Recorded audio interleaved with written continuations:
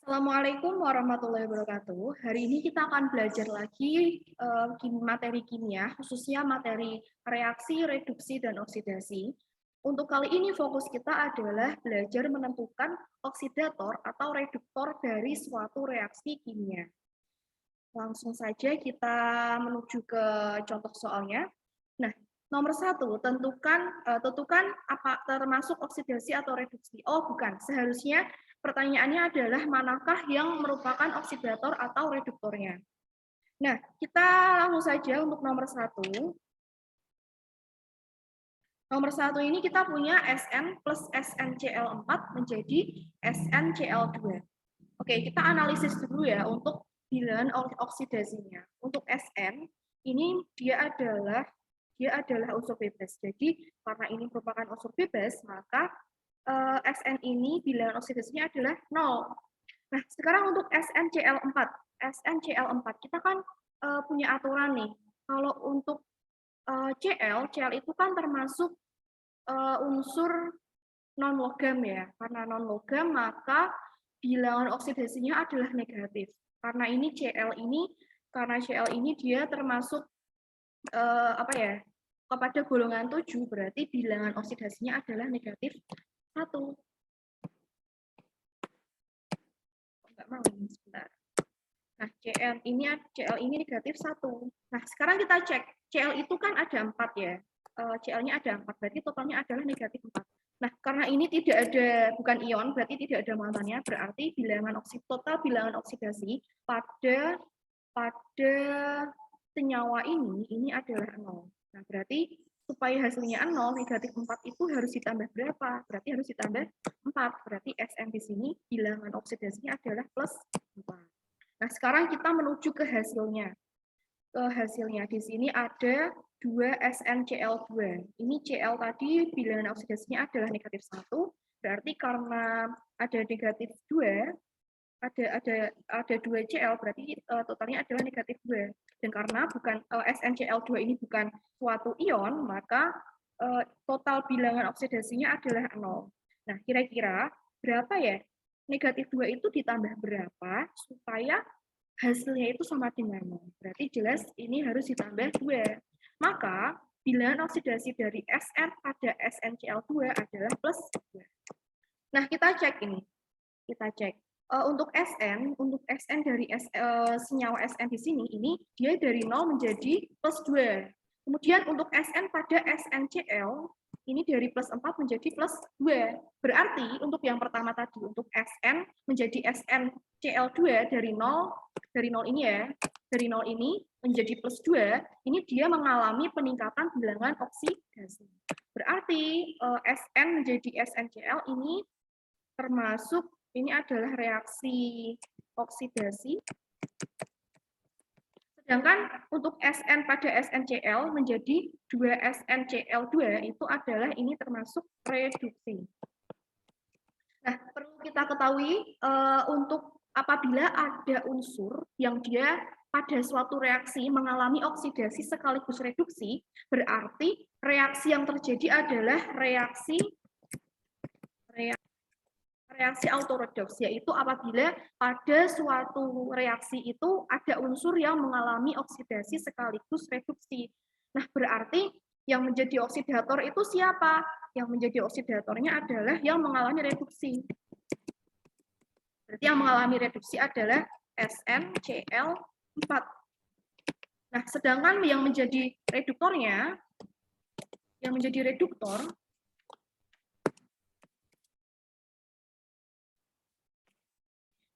reduktor di sini adalah yang mengalami oksidasi, jelas. Yang menjadi reduktor berarti adalah Sn. Nah, perlu diketahui ya, untuk oksidator atau reduktor ini adalah senyawanya. Berarti bukan hanya unsurnya saja, tapi senyawanya. Dia berpasangan dengan siapa senyawa, apa unsur itu. Gitu. Jadi ini reduktornya, oksidatornya itu bukan Sn ini, tapi seluruhnya senyawa ini, senyawa SnCl4. Gitu. Oke, kita lanjut untuk soal nomor 2. Ini kita punya Zn ditambah HCl menjadi Zn Cl2H2. Di sini Zn itu kan berarti ini senyawa bebas, maka bilangan oksidasinya adalah 0, kemudian HCl. HCl, H itu plus 1, Cl itu adalah min 1. Kemudian ZnCl2. Kalau Cl2 ini kan berarti dia adalah plus ya. Kok bukan plus. Cl2 itu karena dia adalah apa namanya? Dia adalah non logam, maka bilangan oksidasinya adalah negatif 2. Negatif 1, negatif 1. Nah, tapi karena di sini Cl-nya ada 2, berarti totalnya adalah negatif 2. Nah, ini karena ini bukan ion ya, totalnya harus 0. Berarti negatif 2 itu ditambah berapa supaya hasilnya 0? Berarti ditambah 1. Nah, sekarang untuk H2. H2 ini karena tidak berpasangan, H itu tidak berpasangan dengan atom lainnya, dengan unsur lain, maka H2 ini termasuk unsur diatomik atau unsur bebas yang diatomik. Berarti ini adalah mengalami apa? Berarti ini turun ya, bilangan oksidasinya jadi 0. Nah, sekarang kita cek.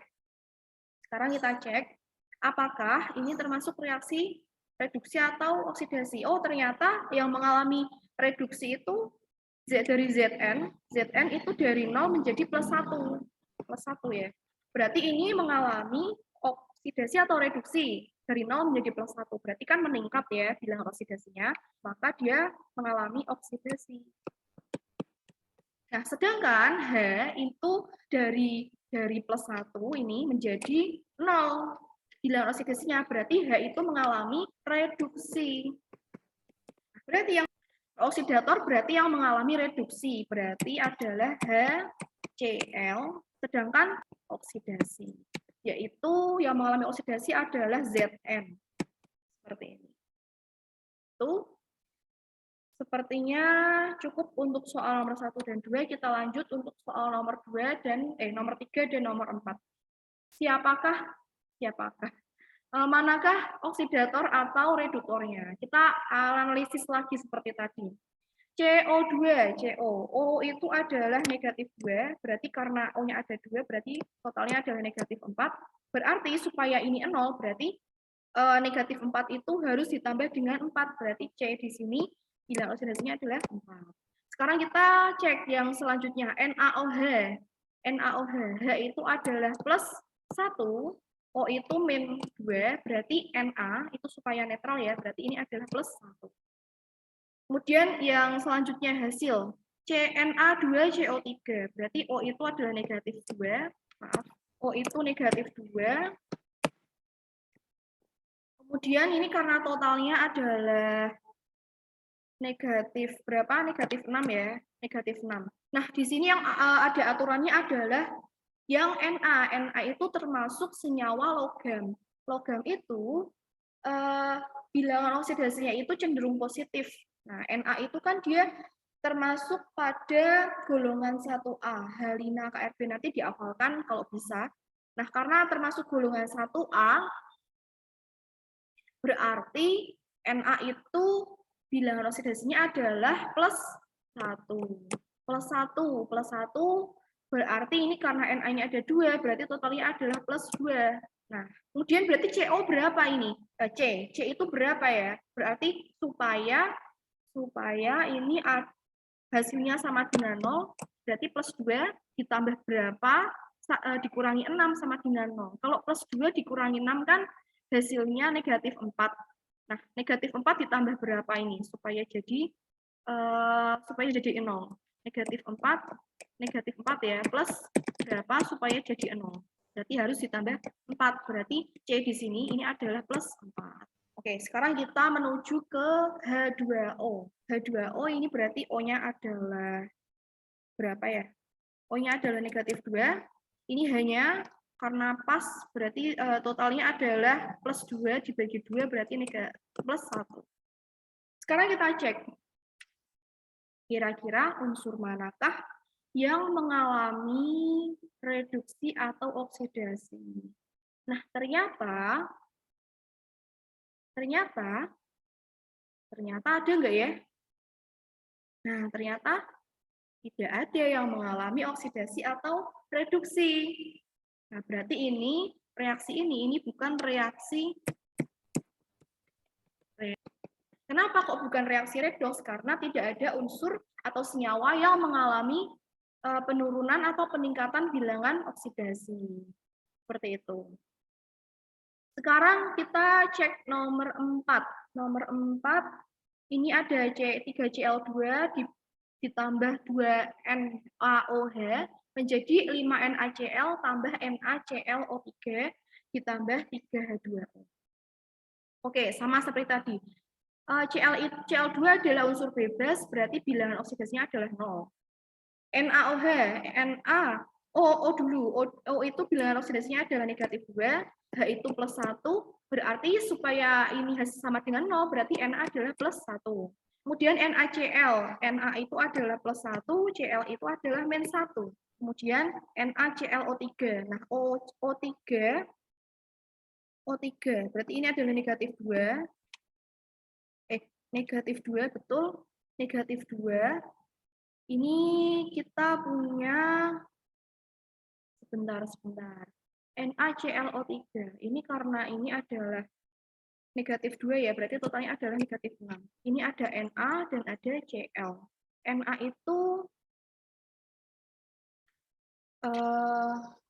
itu bilangan oksida, berarti kan Na itu termasuk senyawa, termasuk unsur logam ya. Unsur logam.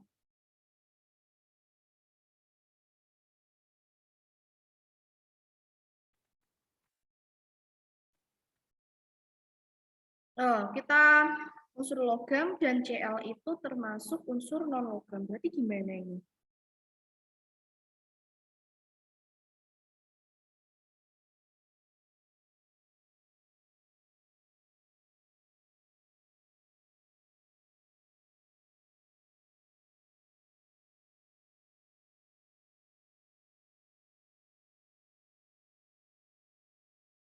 Nah, Na itu kan dia termasuk unsur non logam, logam ya. Berarti ini adalah positif plus 1. Nah, Cl berarti ini supaya jadi jadi sama dengan 0, berarti Cl-nya adalah plus 5.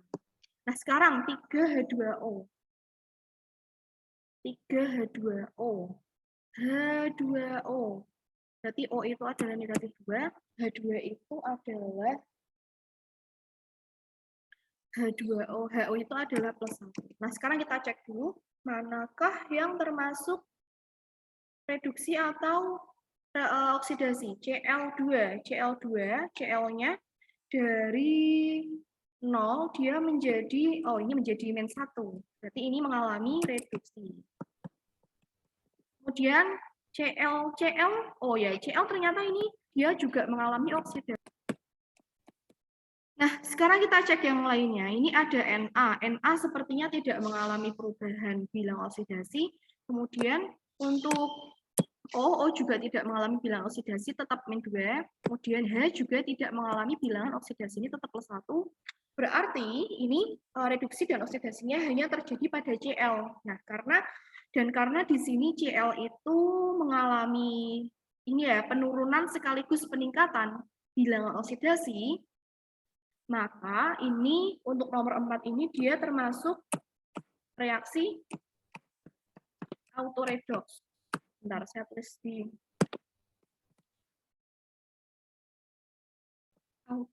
autoredoks. Nah, berarti yang menjadi oksidatornya adalah yang mengalami reduksi. Berarti Cl2 yang menjadi reduktor adalah yang mengalami oksidasi. Berarti yang mengalami oksidasi adalah berarti Cl2 ini dia reduktor sekaligus oksidator. Seperti itu. Jadi itu tadi ya penjelasan tentang